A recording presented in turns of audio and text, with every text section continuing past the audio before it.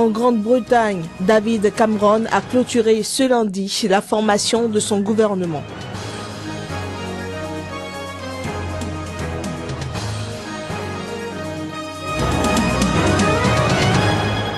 Les chrétiens catholiques de la Bolivie s'activent à préparer la prochaine visite du pape François. Le souverain sera en Bolivie les 8, 9 et 10 juillet.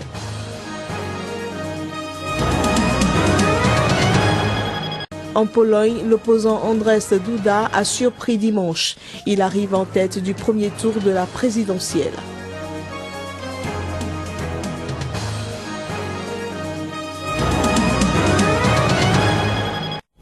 Bonsoir à toutes, bonsoir à tous. Bienvenue dans cette édition qu'avec plaisir je m'en vais vous présenter.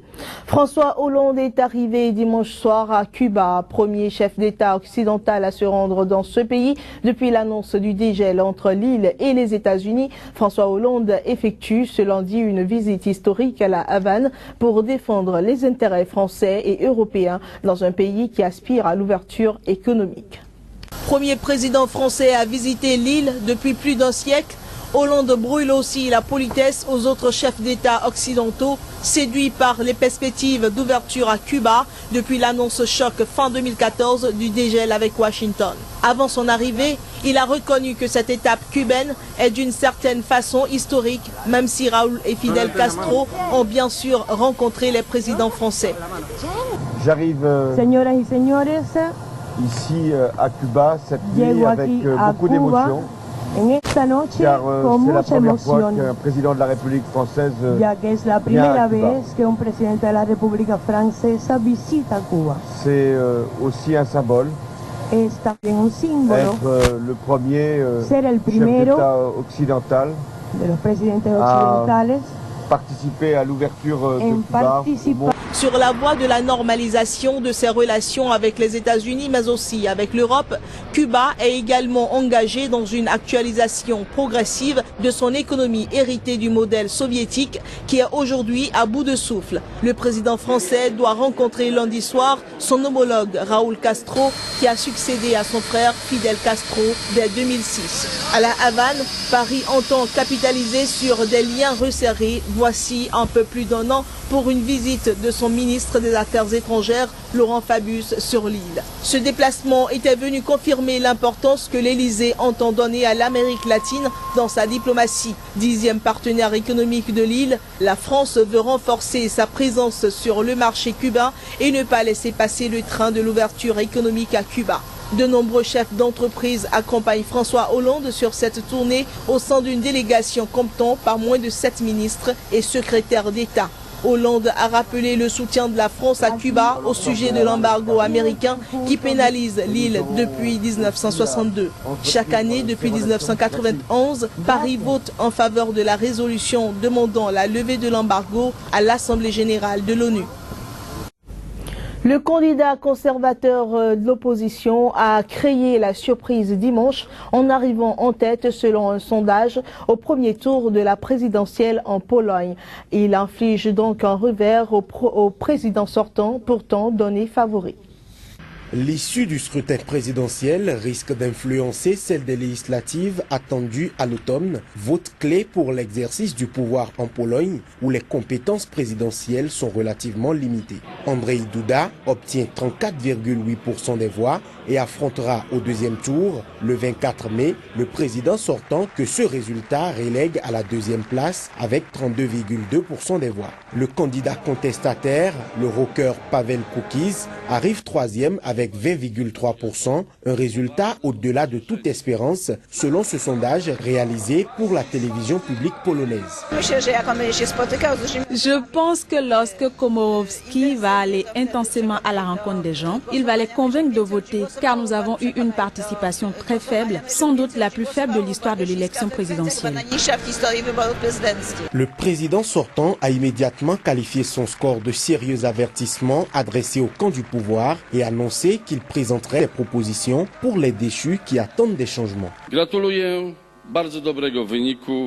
Je félicite Paweł Kukiz pour son excellent résultat. Je félicite également mon principal concurrent, M. Andrzej Duda, candidat de droit et justice. J'appelle dès à présent mon adversaire à un débat sur les sujets les plus importants pour la Pologne. Duda, candidat du parti droit et justice, dirigé par Jarosław Kaczyński, a été accueilli par la ferveur des militants rassemblés à son quartier général qui ont scandé son nom.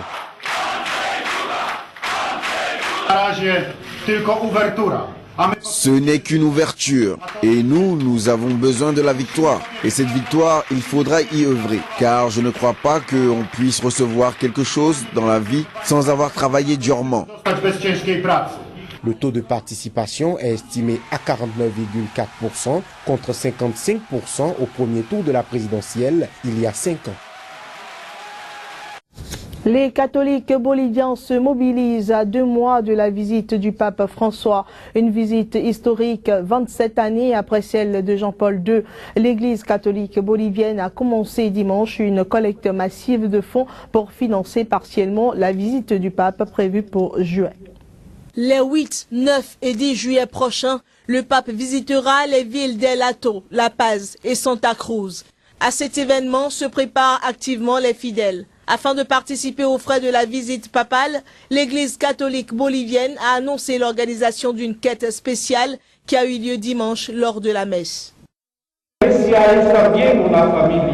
L'Église, c'est aussi une famille. Et en tant que telle, nous devons tous nous sentir comme un membre actif de cette famille. C'est pour cela que nous vous rappelons que nous devons tous aider à recevoir comme il se doit notre berger, le berger de l'Église universelle, le pape Francisco.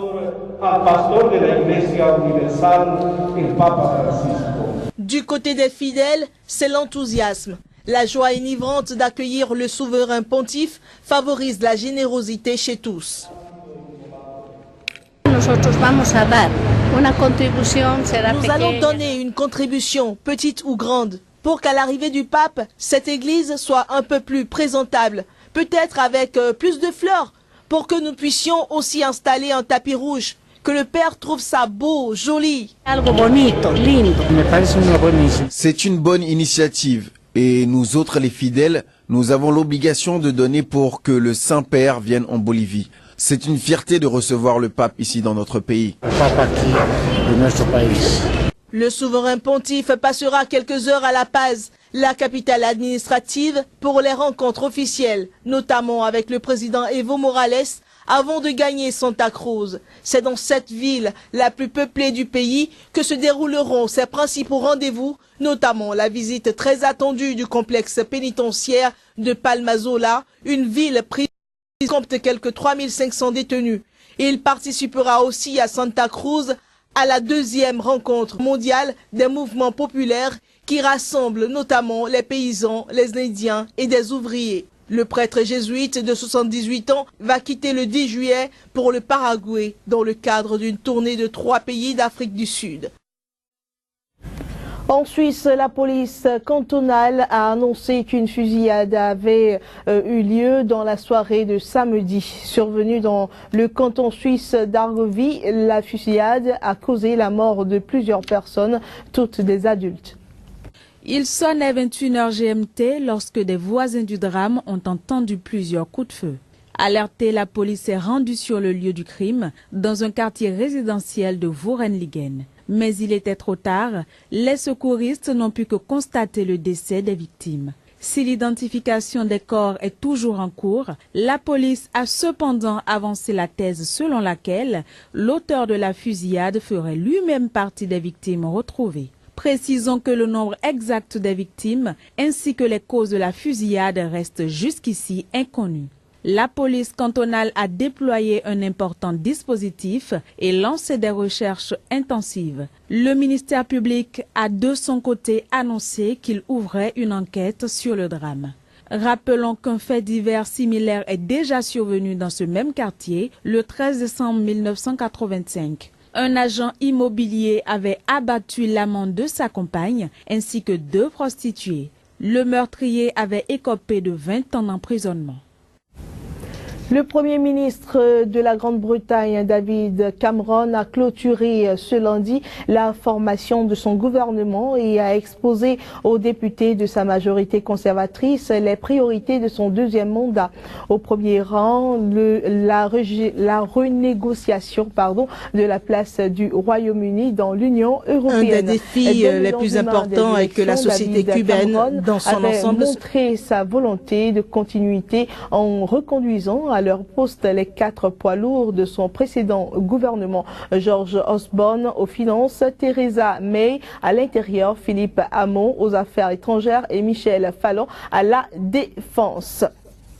Au Burkina, à présent, le Congrès pour la démocratie et le progrès de l'ancien parti au pouvoir, fondé par Blaise Compaoré, a élu dimanche de nouveaux dirigeants. Eddy Constant Komboigo, un ancien député âgé de 47 ans, a été élu président du CDP à l'occasion de la clôture du premier congrès du parti depuis la chute de Compaoré.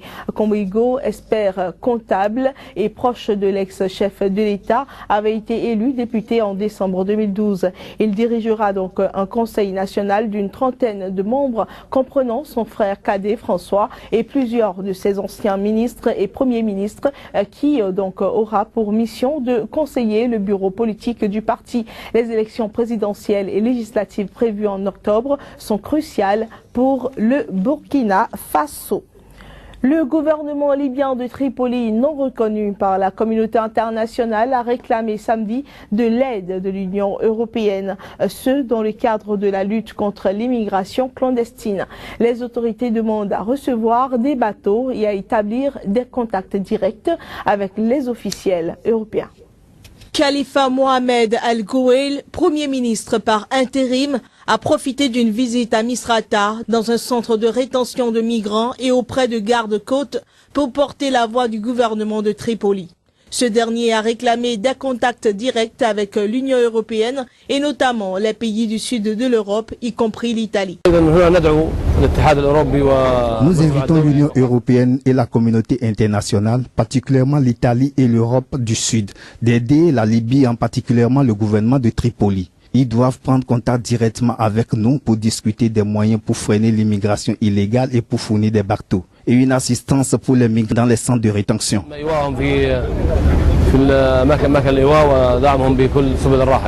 À en croire le gouvernement de Tripoli, quelques 16 centres de rétention accueillent près de 7000 migrants illégaux. Le chaos qui règne en Libye depuis la chute de Muammar Kadhafi fin 2011 a favorisé l'intensification de l'immigration clandestine via ces 1770 km de côtes mal contrôlées. L'instabilité politique complique encore la situation puisque 2 parlements et 2 gouvernements se disputent la légitimité, l'un à Tripoli sous la coupe des milices et l'autre dans l'est du pays reconnu par la communauté internationale.